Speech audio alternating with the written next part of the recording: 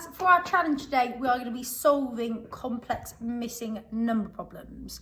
So I'm going to show you exactly how we work them out, and then you can have a go at completing the worksheet that I provided you with.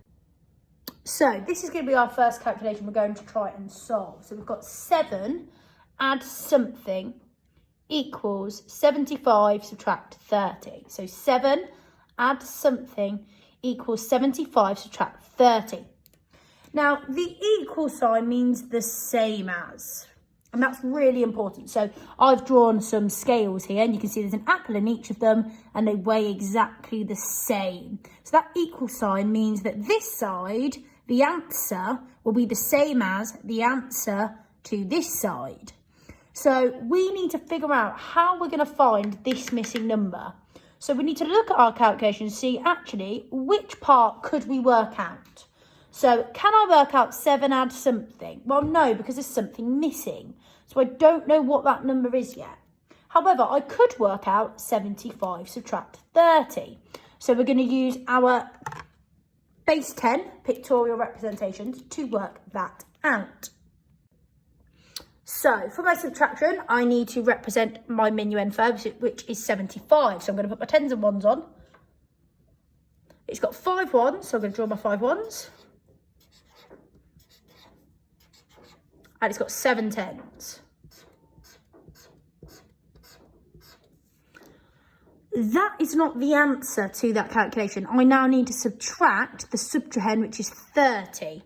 Now, when I'm subtracting 10s from a 2-digit number, the ones digit stays the same because there are 0 ones in 10, in 20, in 30, 40, 50, 60, 70, 80, 90, 100. So we're not going to be subtracting any of the ones. So the ones digit is going to stay the same. So that's still going to be 5. The 10s digit needs to go down by 3. So I need to cross off 3 of the 10s and then count how many 10s I have left. 1, 2, 3, 4. So my answer to this part of the calculation is 45. 45. So 75 subtract 30 equals 45. So if this side equals 45, I know this side also has to equal 45. So 7 add something needs to equal 45. Now to find that missing number, we need to use the inverse. And the inverse of addition is subtraction. Because if I do 45 add 7, I will get a larger number than 45. And that will mean that this side is not equal to that side because the answer would be larger.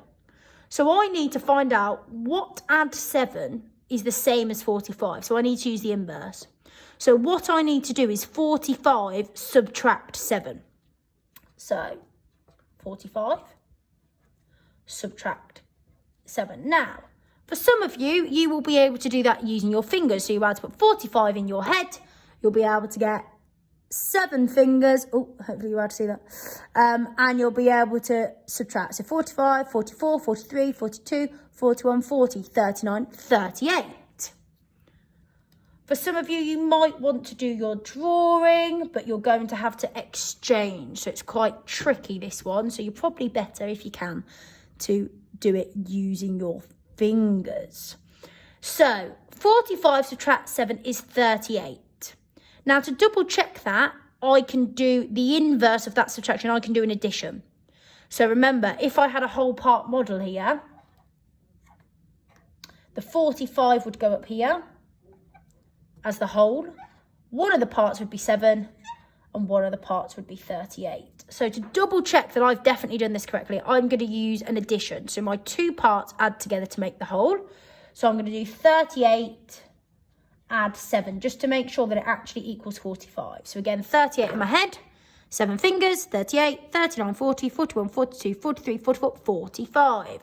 So I know that it's definitely correct. So my missing number is not 45 because my 45 is the total of 7 add something. I've got my 7 here. So the number I have left is 38.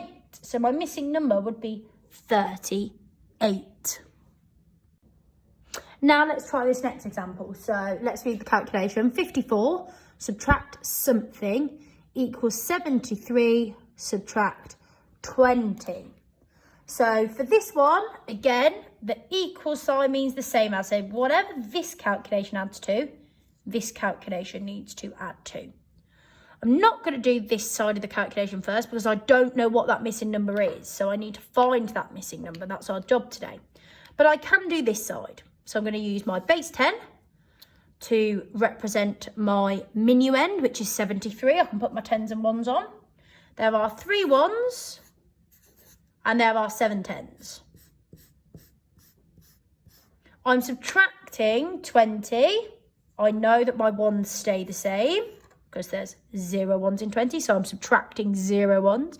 And there are 2 10s, so I cross off 2 of the 10s. And there are 5 10s left. So I know that the answer to 73 subtract 20 is 53. Now I've completed this side, I need to work out this missing number. So 54 subtract something is 53. So for this one, we're not using the inverse because I wouldn't get the correct answer.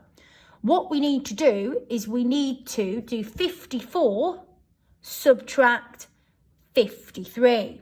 Now that's quite a difficult subtraction to do. If you were trying to do it on your fingers, there'd be no point trying to do it. So what we can do is we can find the difference. So if I count from 53 up to 54, I will get my missing number. So if I put 53 in my head and try and find the difference between 53 and 54 by adding on 53, 54, I get the answer 1. And again, I can check that by using the inverse. If I had my whole part model, my whole would be 54. My part would be 53. My part would be 1. So I can do an addition of 53, add 1, and see that I can get 54. And I do. 53 in my head, add 1, 53, 54. So I know that my missing number is 1. 54 subtract 1 is 53. And that's the same as 73 subtract 20 because they're both equal 53. Now see if you can have a turn using some of the calculations that I've provided you with.